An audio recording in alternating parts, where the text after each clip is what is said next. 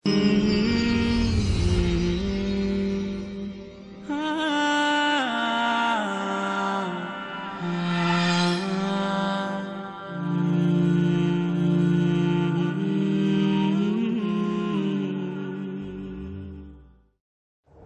আলাইকুম ওয়া রাহমাতুল্লাহি ওয়া বারাকাতুহু।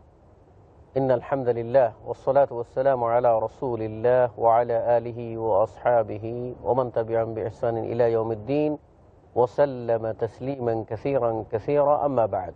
সম্মানিত সুধী ও দর্শকবৃন্দ, আমাদের সামষ্টিক আলোচনা এই পর্বে আমরা আলোচনা করব বেপর্দা ও তার সর্বনাশা প্রভাব। এর অংশ হিসাবে আমরা আলোচনায় নিয়ে আসব পর্দা সংশ্লিষ্ট আরও কতিপয় গুরুত্বপূর্ণ বিষয়। তার মধ্যে একটি হচ্ছে কারো গৃহে প্রবেশের সময় অনুমতি প্রসঙ্গ। এই গুরুত্বপূর্ণ বিষয়গুলি নিয়ে আলোচনায় অংশগ্রহণের জন্য যথারীতি আমাদের স্টুডিওতে উপস্থিত রয়েছেন যে সমস্ত সম্মানিত আলোচকবৃন্দ, শুরুতেই তাদের সাথে আসুন আমরা পরিচিত হয়ে নিই। আমার ডানে উপবিষ্ট আছেন বিশিষ্ট শিক্ষাবিদ প্রফেসর ডক্টর আব্দুল্লাহ জাহাঙ্গীর। আসসালামু আলাইকুম ওয়া রাহমাতুল্লাহি ওয়া বারাকাতুহু। এবং আমার পাশে উপবিষ্ট আছেন বাম দিকে তরুণ আলমদিন জনাব শেখ আহমদুল্লাহ। আসসালামু আলাইকুম ওয়া রাহমাতুল্লাহি ওয়া বারাকাতুহু। আর আমার সর্ববামে উপবিষ্ট শেখ মুজাফফর বিন মুহসিন। আসসালামু আলাইকুম ওয়া রাহমাতুল্লাহি ওয়া বারাকাতুহু। আর যথারীতি আমি উপস্থাপনা রয়েছি আপনাদের ভাই হারুন হোসেন। সম্মানিত সুধী ও দর্শকবৃন্দ, আমরা যেমনটি বলেছিলাম যে পর্দা 16 আনা বাস্তবায়ন করতে গেলে তার সাথে সংশ্লিষ্ট বিষয়গুলি সম্পর্কে আমাদের সতর্ক ও সাবধান থাকতে হবে। ইসলাম কিন্তু নীতিমালা দিয়েছে এবং সাথে সাথে সেগুলি বাস্তবায়নের রূপরেখাও বলে দিয়েছে। কিভাবে বাস্তবায়ন করতে হবে সেটা কিন্তু প্রিয় নবী মুহাম্মদ রাসূলুল্লাহ সাল্লাল্লাহু আলাইহি ওয়াসাল্লাম আমাদের সামনে নমুনা হিসাবে তিনি পেশ করেছেন এবং সেটা বাস্তবায়ন করে দেখিয়ে দিয়ে গেছেন। কাজেই আমরা এই বিষয়ে সাবধান ও সতর্ক হলে আমাদের পর্দাটাকে সুন্দরভাবে আমরা গ্রহণ করতে পারবো এবং সমাজ স্থিতিশীল এবং নারীরা সুরক্ষা পাবে, প্রত্যেকের অধিকার সুনিশ্চিত হবে। শুধু ও দর্শকবৃন্দ, আমরা আগে আলোচনা করেছিলাম যে অবাধ মেলামেশা, অর্থাৎ শরীয়তের সীমা লঙ্ঘন করে অবাধ মেলামেশা, এই ধরনের আড্ডা যেগুলি হয়ে থাকে সচরাচর আমাদের এখন বিভিন্ন অনুষ্ঠান উপলক্ষে, সেটা জাতীয় অনুষ্ঠান হোক, সাংস্কৃতিক অনুষ্ঠান হোক, অথবা বিবাহ অনুষ্ঠান হোক বা বিবাহ উত্তর অলিমা অনুষ্ঠান হোক, এই সবগুলিতে যেভাবে দেখা যাচ্ছে নারী পুরুষ সাজগুজ করে যাবে আনাগোনা যাতায়াত শুরু হচ্ছে, এতে কিন্তু পুরো পর্দা ব্যবস্থাটাই ধ্বংসের দিকে চলে যাচ্ছে এবং সভ্যতা আপনার ধ্বংসের দিকে ধাবিত হচ্ছে। অতএব শুধুও দর্শকবৃন্দ, আমরা এবার আলোচনা নিয়ে আসবো যে সাধারণত ইসলাম পর্দার এই বিধানটাকে সমুন্নত রাখার জন্য আরও প্রাসঙ্গিক যে বিধান দিয়েছে, যেমন কারো ঘরে প্রবেশের জন্য অনুমতি। এই প্রসঙ্গে জনাব শেখ ডক্টর আব্দুল্লাহ জাহাঙ্গীর। আলহামদুলিল্লাহ ওয়া সালাতু ওয়াস সালামু আলা রাসূলিল্লাহ ওয়া আলা আলিহি ওয়া আসহাবিহি আজমাইন, আম্মা বাদ। জি, আপনি খুব সুন্দর করে বলেছেন যে এখন বর্তমানে অনেক দিনদার মানুষও বিবাহ উপলক্ষে বা পিকনিক উপলক্ষে, মানে ধার্মিক মানুষ নামাজ পড়েন, কিন্তু যেন মনে হয় একদিনের জন্য আল্লাহ শরিয়া স্থগিত হয়ে গেছে। ছেলে মেয়েকে পাঠিয়ে দিচ্ছেন ইখতিলাত বা খালওয়াত, অর্থাৎ হয় একা পাঠিয়ে দিচ্ছেন অথবা ছেলে মেয়ে একত্রে কোথাও পাঠিয়ে দিচ্ছেন, এবং তাদের ভিতরেও যে একদিনের জন্য আমরা এখন উন্মুক্ত স্বাধীন, যা ইচ্ছা করতে পারি, কিন্তু একদিনে যে আজীবনের জন্য দুনিয়া এবং আখিরাতের জন্য তাদের পতন ঘটে যাচ্ছে, এটা আমরা লক্ষ্য করছি না। কারোর বাড়িতে ঢোকার আগে অনুমতি নেওয়া, এটা আল্লাহ কোরআন কারিমে স্পষ্টই বলেছেন।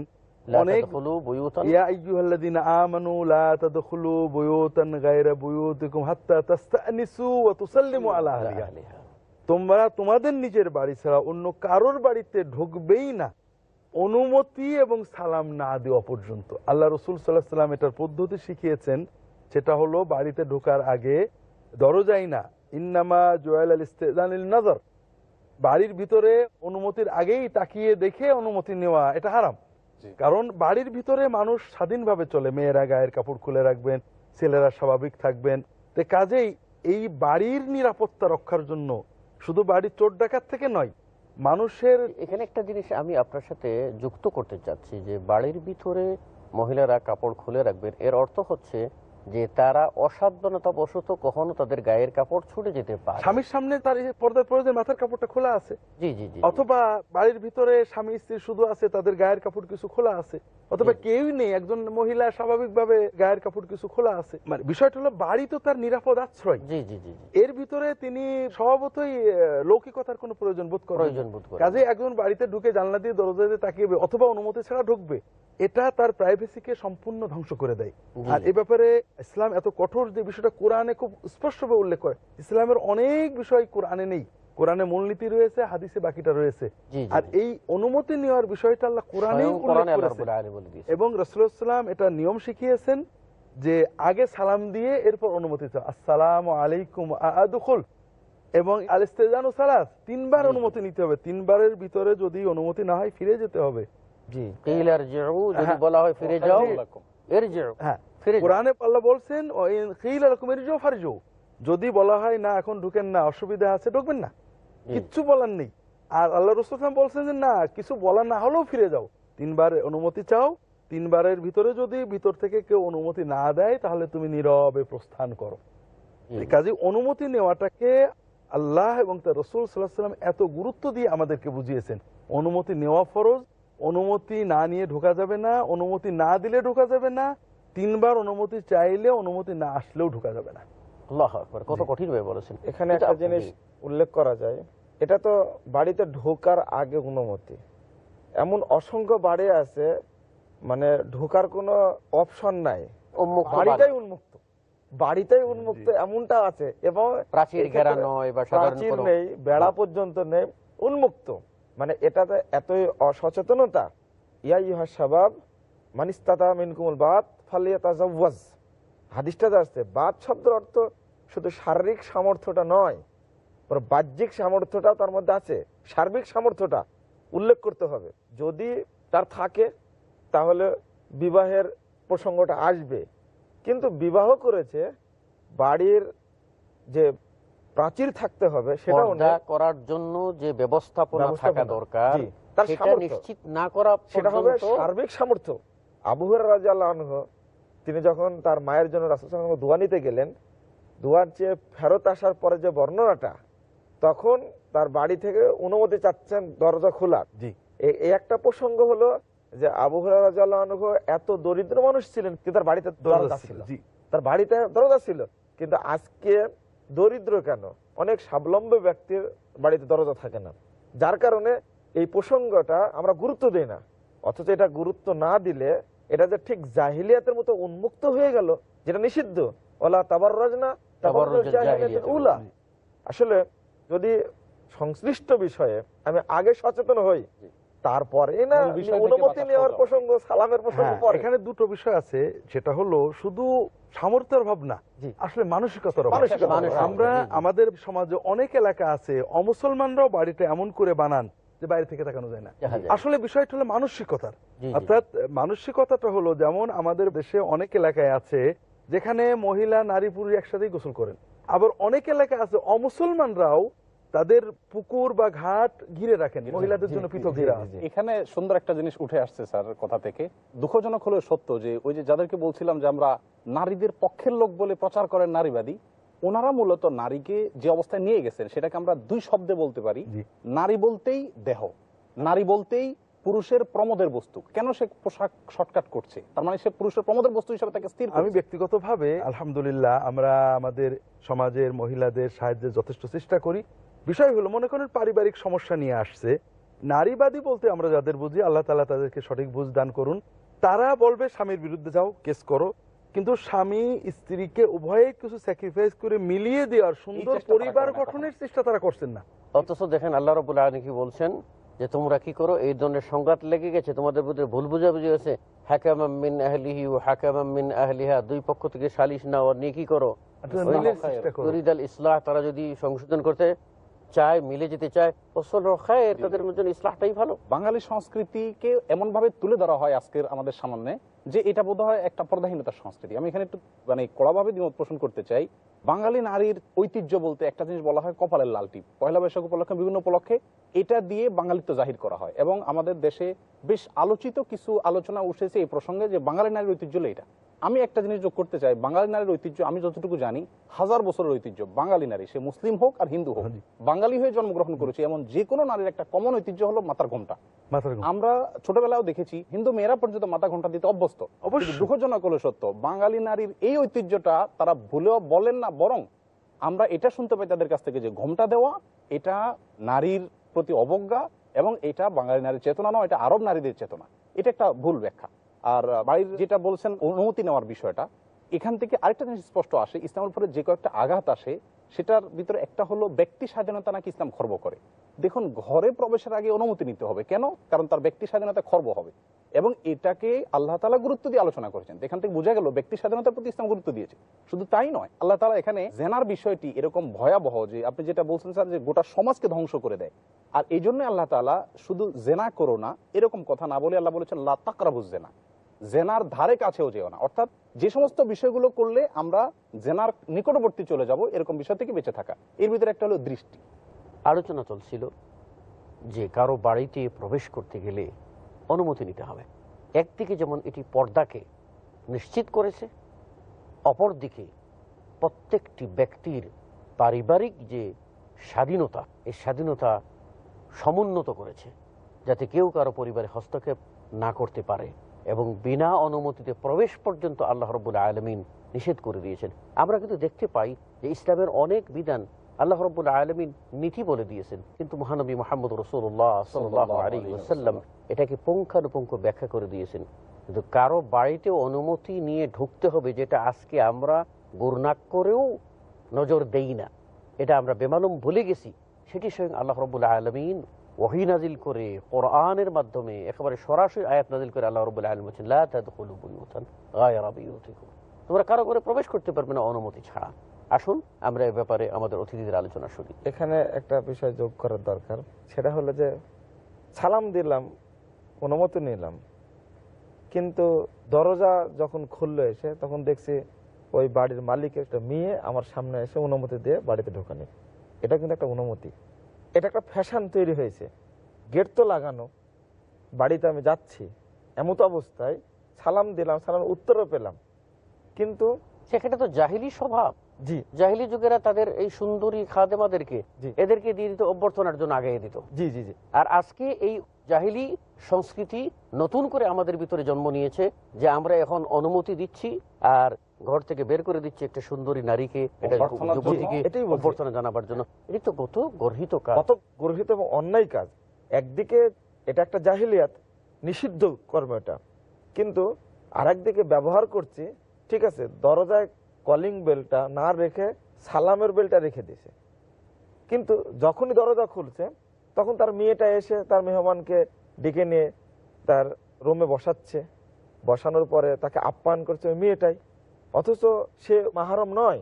এটা একটা এখন ফ্যাশন হয়ে গেছে, এটা একটা ফ্যাশন। অনুমতি বা অভ্যর্থনা জানানো সংক্রান্ত ফ্যাশন বাসা বাড়ি নয়, অফিস আদালতে অভ্যর্থনা বা অনুমতি দেওয়ার দায়িত্বে যিনি আছেন তিনি একজন মহিলা হন। এবং আমার একটা মজার কথা মনে পড়লো, আশা করি দর্শকরা মানে খুব কষ্ট পাবেন না। আমাকে একজন বোঝাচ্ছে যে আধুনিক সভ্যতা মানে কি। আমার মেয়ে এয়ার হোস্টেস অথবা 5 স্টার হোটেলে সেবিকা, রিসিপশনিস্ট, এটা একটা গৌরবের বিষয়, কিন্তু কাজটা সে কি করে? অগণিত প্যাসেঞ্জারকে শুধু ইয়েস স্যার এবং তাদের সকল সেবা সকল এবং সর্বোচ্চ মানে বিনয় দিয়ে সেবা করে, সব রকমের সেবা করতে প্রস্তুত। কিন্তু আমার মেয়ে তার স্বামীর জন্য রান্না করে, এটা কিন্তু নারী স্বাধীনতার পরিপন্থী।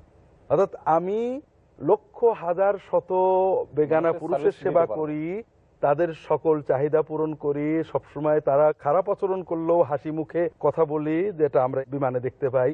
এটা আমার স্বাধীনতা এবং এটা আমার শালীনতা। কিন্তু আমি আমার স্বামীর জন্য রান্না করি, আমি আমার স্বামীর জন্য বিনয়ী হই, এটা কিন্তু নারী স্বাধীনতার সাথে খেলাফ, নারী স্বাধীনতার খেলাফ। তাহলে আমরা নারী স্বাধীনতার নামে মূলত কিছু ভুল বুঝিয়ে মেয়েদেরকে তাদের শান্তি এবং নিরাপত্তা থেকে দূরে সরিয়ে নিয়ে যাচ্ছি। এটা আল্লাহ তাআলার কাছে দোয়া করি আল্লাহ আমাদের ভাইদেরকে বোনেদেরকে বুঝবেন। ক্ষেত্রে স্যার একটু যোগ করি আপনার সাথে, নারীদেরকে স্বাধীনতা দিতে গিয়ে, তাদেরকে স্বাধীন করতে গিয়ে আসলে আমরা ডবল ডিউটি আদায় করে নিচ্ছি তাদের দিয়ে। কিভাবে সেটা?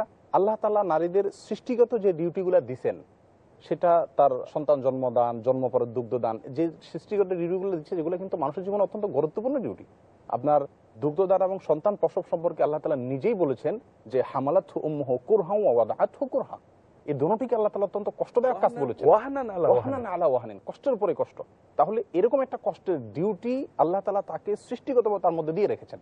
আচ্ছা, সেই ডিউটি তিনি করতে বাধ্য মাতৃজাতি। উপরিউক্ত তাকে আমরা বলছি যে চলো তোমাকে স্বাধীন করে দিই, চলো কাজ কাম করো, বের করে দিলাম তাকে। এবার কি হলো, তিনি বাইরে গিয়ে আমার যে ডিউটি ছিল বাইরে থেকে রুজি করে আনা, সেখানে তিনি কিছু শেয়ার করছেন, অর্থাৎ আমার ডিউটি হালকা করে দিলেন। তার যে ডিউটিগুলো আছে সেগুলো কিন্তু আমি একটুও নেওয়ার ক্ষমতাই আমার মাঝে নাই। তার মানে কি, আমি তাকে দিয়ে ডবল ডিউটি করাচ্ছি, তার ডিউটির সাথে করতে বাউন্ড, পাশাপাশি আমার ডিউটি তাকে দিয়ে করাই নিচ্ছি। তাহলে কি এটা আমরা নারীকে স্বাধীনতা দিচ্ছি, নাকি নারীকে আরো আমাদের বিভিন্ন মুখরোচক কথা দিয়ে প্রতারিত করছি? এখানে নারীর সামনে দুটো অপশন, হয় চাকরি বাকরিও করে বিবাহ শাদী করবেন না, আর বিবাহ করলে এটা আমরা সবসময় দেখতে পাই। আপনি তো শুধু বললেন যেটা প্রকৃতিগত, প্রকৃতির বাইরে আছে, রান্না করতে হবে। জি জি, স্বামী চাকরি থেকে এসে বসে আছে, স্ত্রী রান্নাটাও করবে, রান্না করে রেখে যাবে, বাড়বেও সে, প্লেটগুলো এটাই বাস্তবতা আমাদের সমাজে। এটাই বাস্তবতা। অর্থাৎ তাকে ডবল ডিউটি করতে হচ্ছে। এর বিকল্প কি? এটার বিকল্প ন্যাচারাল বিকল্প, তাকে পরিবার বিমুখ হতে হবে, বিয়ে শাদী করবো না। আর এই বিয়ে শাদী করবো না যদি সবাই করে, মানব সভ্যতা ধ্বংস হয়ে যাবে। অর্থাৎ আমরা স্বাধীনতার নামে মানব সভ্যতাকে ধ্বংস করার পথ উন্মুক্ত করে দিচ্ছি। এখানে একটা বিষয়, এখন আধুনিক মেয়েরা যেটা দাবি করছে, অধিকাংশ মেয়ে সবচেয়ে বড় কষ্টকর মহিলাদের বাচ্চা প্রসবটা। এখন বাচ্চা প্রসবের প্রসঙ্গটা না এসে সিজার করে বাচ্চা বের করে নিচ্ছে, তাতে কষ্টটা লাঘব হচ্ছে। আর এদিকে আর একটা কাজ করছে যে দুগ্ধদানের জন্য ছুটিটা আসতে বাড়ানো হচ্ছে, কিন্তু আসলে কি সেই কাজে সে রত? দুগ্ধদানের প্রসঙ্গটা, দায়িত্বটা নারী এখন মুক্ত হয়েছে তার থেকে। তার সন্তান, তার মায়ের যে স্নেহ এবং দুধের যে একটা প্রভাব, সেই প্রভাব থেকে সন্তান বঞ্চিত হচ্ছে। পরে কি হচ্ছে, পিতা মাতার সাথে সন্তানের সম্পর্কটা ছিন্ন হচ্ছে, বৃদ্ধা হয়ে গেলে আবার বৃদ্ধাশ্রমে গিয়ে রেখে আসছে। অথচ কোরআন এবং সুন্নাহর নির্দেশ আলাদা। ওই ব্যক্তি জান্নাতে প্রবেশ করতে পারবে না যে ব্যক্তি তার পিতা মাতাকে বৃদ্ধ অবস্থায় অথচ তাকে জান্নাতে প্রবেশ করতে পারলো না, এই ধুলা দূষিত হোক। বৃদ্ধ অবস্থার কথা বলা হচ্ছে, এর মৌলিক কারণটা কি? এই সন্তান ছোটতে তার পিতা মাতার সেবাটা পায়নি, এই জন্য পিতা মাতার মহব্বত তার ভিতরে জন্ম নেয়নি। আচ্ছা দেখেন, ইসলাম তো যে দোয়াটা শিখিয়েছে, আল্লাহ শিখিয়েছেন, এটা তার মুখ থেকে আসবে না। আসবে কেমন করে? কারণ কামা রব্বায়ানি সগীরা হয়নি তার প্রতি, অর্থাৎ পিতা মাতা এরকম স্নেহ তার প্রতি দেয়নি, সে পিতা মাতাকে এমনটা করবে কিভাবে? সবগুলাই হয়েছে এই জন্য যে আমরা আল্লাহ তাআলার দেওয়া বিধান থেকে বের হয়ে আমরা নিজেরা যুক্তি আমরা প্রকৃতির সাথে সংঘাতে লিপ্ত হয়েছে। প্রকৃতি যারা মানে আল্লাহ স্রষ্টার নাম বলতে কষ্ট পান, তারা প্রকৃতি বললে খুশি হন। যে প্রকৃতির সাথে সংঘাত করে মানুষ টিকতে পারে না, সেটা মানে আবহাওয়া হোক, জলবায়ু হোক, পরিবেশ হোক, আর ব্যক্তি প্রকৃতি হোক। ভাই যেটা বলছিলেন, এটা আমি গত কয়েকদিন আগে এক ডাক্তার আসছিলেন, স্বামীও ডাক্তার, স্ত্রীও ডাক্তার। তো উনি আমার কাছে কয়েকটা বিষয়ে ফতোয়া চাচ্ছিলেন। তার ভিতরে একটা উনি বলছিলেন, এই যে আমরা সিজার করিয়ে নিই, এর দ্বারাই মানে ন্যাচারালি মানুষের যে নারীর জন্য যে আল্লাহ দৈহিক এটা নষ্ট হয়, অসুস্থ হয়ে পড়ে। এরপরে যে আমরা ওষুধগুলো খাই, এর দ্বারা ব্রেনের ভিতর এমন ধরনের মেসেজ যায় যে পুরো হরমোন সিস্টেমটাকে নষ্ট করে দেয়। দুইটা সন্তান নেওয়ার পর ঝুঁকি চলে আসে, নিষেধ করে। এরপরে দেখা যাচ্ছে আমাদের আগের প্রজন্মের মহিলারা 70-80 বছর পর্যন্ত অত্যন্ত সুস্থ আছেন, কিন্তু বর্তমান প্রজন্মের, আমাদের পরের প্রজন্মের মেয়েরা 40 অতিক্রম করতে পারছে না। নানাবিধ মাইগ্রেন থেকে শুরু করে ডিপ্রেশন, মানসিক সমস্যা ইত্যাদি। আপনি গ্রামে গঞ্জে 80 বছরের মহিলার কাছে যান, রাজরানীর মতো আছেন। মানে আমাদের পরের প্রজন্মের মহিলা কল্পনা করতে পারছেন না যে শান্তি তারা চাচ্ছিলেন স্বাধীনতার নামে। আমরা পর্দা থেকে বোধহয় একটু সামান্য সরে গেছি।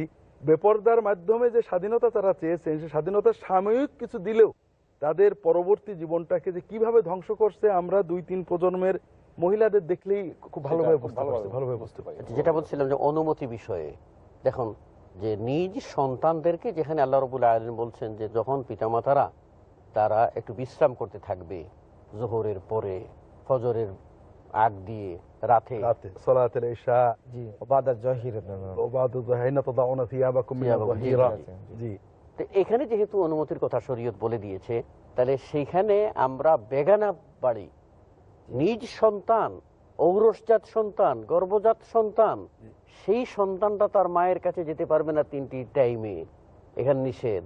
আর সেখানে কেমন করে বেগারা পুরুষের জন্য আমরা অবাধ দরজা খুলে দিচ্ছি, এটা তো অত্যন্ত মারাত্মক। এটা মূলত একজন অভিভাবক তার দায়ুসের সংজ্ঞাটা বুঝেনি, সে কারণে অথচ একটা হাদিস পেশ করা যায় এখানে, এটা মুসনাদে আহমদের হাদিস 5372 নম্বর হাদিস। রাসূল সাল্লাল্লাহু আলাইহি ওয়াসাল্লাম বলছেন, সালাসাতুন কদ হারামাল্লাহু আলাইহিমুল জান্নাহ, 3 শ্রেণীর মানুষের উপরে আল্লাহ রাব্বুল আলামিন জান্নাতকে হারাম করে দিয়েছেন।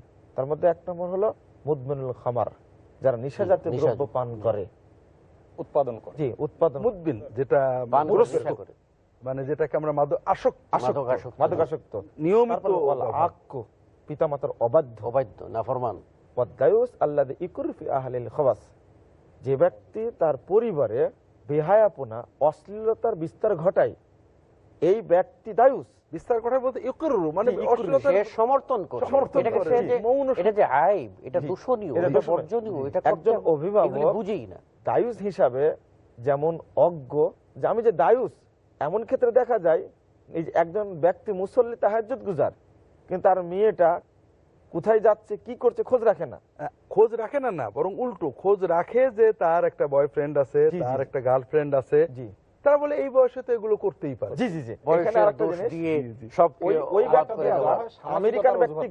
ওই ব্যক্তি আবার আমেরিকান একজন ব্যক্তি বলেছে এরা সব দায়ুস, ব্রিটেনের ব্যক্তি বলছে দায়ুস, ইন্ডিয়ার মানুষকে দায়ুস বলছে, অথচ ঘরে নিজেই যে দায়ুস বসে আছে। যে সম্মানিত আলোচক বৃন্দ, আপনাদের এই আলোচনা অত্যন্ত জ্ঞানগর্ভ আলোচনা এবং সময় উপযোগী। আসলে পর্দাকে যদি আমরা সুন্দরভাবে বাস্তবায়ন করতে চাই এবং পরিবারকে যদি সুরক্ষা করতে চাই, যাবতীয় ফিতনা ও ফাসাদ থেকে আমরা মুক্ত থাকতে চাই, তাহলে শুধুও দর্শকবৃন্দ এই বিষয়টি অত্যন্ত গুরুত্বপূর্ণ। প্রিয় নবী মুহাম্মদুর রাসূলুল্লাহ সাল্লাল্লাহু আলাইহি ওয়াসাল্লাম অনুমতি নিয়েছেন, অনুমতি নিতে বলেছেন, অনুমতি কিভাবে নিতে হবে সেটাও শিখিয়েছেন, আল্লাহর নির্দেশ সেটা বাস্তবায়ন কিভাবে সেটা শিখিয়েছেন। যদি আমরা সেই নির্দেশনা পালন করে প্রত্যেকে তার নিজ নিজ প্রাইভেসি মেনটেন করে যদি আমরা চলি এবং নিজ নিজ জায়গায় যদি আমরা নিজেদের স্বাধীনতা অক্ষুণ্ণ রাখি, অন্যের ঘরে হস্তক্ষেপ না করি, ইন্টারফেয়ার না করি, তাহলে কিন্তু আমরা একটি শান্তির সমাজে বসবাস করতে পারবো, বেহায়াপনা ও বেলাল্লাপনার উশৃঙ্খ সমাজে পরিণত হবে না। তাই আসুন আমরা শরীয়তের নির্দেশনা মেনে আমরা পর্দাকে সুরক্ষিত করি, এর ভিতরেই আমাদের সামাজিক কল্যাণ নিহিত রয়েছে। আল্লাহ রাব্বুল আলামিন আমাদের সকলকে তৌফিক দান করুন, এ প্রত্যাশা ব্যক্ত করে আপনাদের সকলকে ধন্যবাদ জানিয়ে এ পর্ব এখানেই শেষ করছি। সুবহানাকা আল্লাহুম্মা ওয়া বিহামদিকা আশহাদু আল্লা ইলাহা ইল্লা আনতা আস্তাগফিরুকা ওয়া আতুবু ইলাইক। আসসালামু আলাইকুম ওয়া রাহমাতুল্লাহি ওয়া বারাকাতুহু।